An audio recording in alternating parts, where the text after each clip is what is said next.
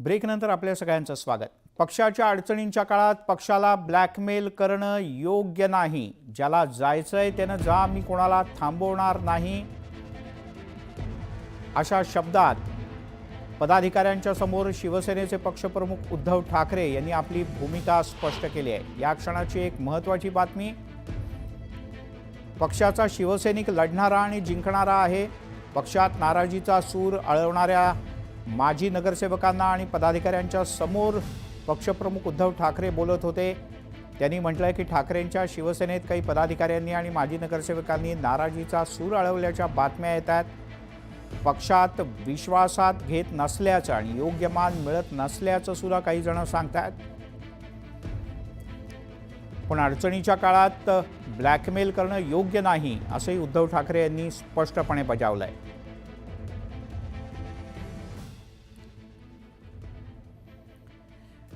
आणि आता बातम्यांचा एक छोटासा पण वेगवान आढावा। टॉप 18 प्रायोजक डिफेन्स करियर अकॅडमी।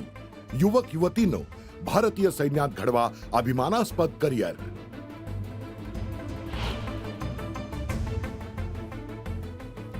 मद्यप्रेमींना सरकार दणका देण्याच्या तयारीत। महसूल वाढीसाठी दारूवरील कर वाढवण्याच्या हालचाली वाढल्या। 5 सदस्यीय समितीची स्थापना।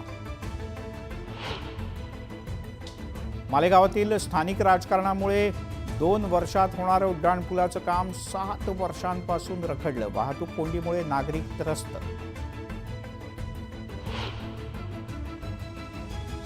अल्पवयीन मुलांच्या हाती दुचाकी दिल्यास पालकांना होणार दंड। गोंदिया जिल्हा वाहतूक शाखेनं बजावली शाळांना नोटीस।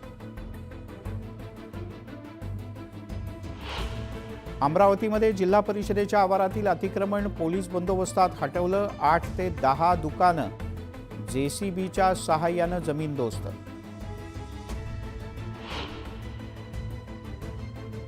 पोलिसांची सायलेन्सरवर कारवाई। 735 सायलेन्सरवर कोल्हापूरच्या दसरा चौकात चालवला रोड रोलर।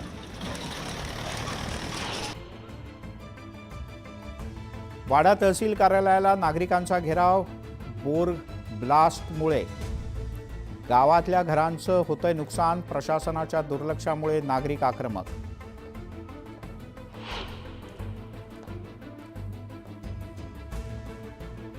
पुण्यात हॉर्न वाजवल्यानं कुटुंबाला जबर मारहाण। कारची काच फोडत मारहाण केल्याचं समोर। नवी मुंबईत बर्निंग टेम्पोचा थरार। आगीचं कारण अस्पष्ट। आगीत टेम्पोचं मोठ्या प्रमाणात नुकसान। पुण्यात थंडीचा कडाका वाढला। सारसबागेतील गणपती बाप्पाला स्वेटर आणि टोपी गेल्या अनेक दशकांपासून पाळली जाते परंपरा।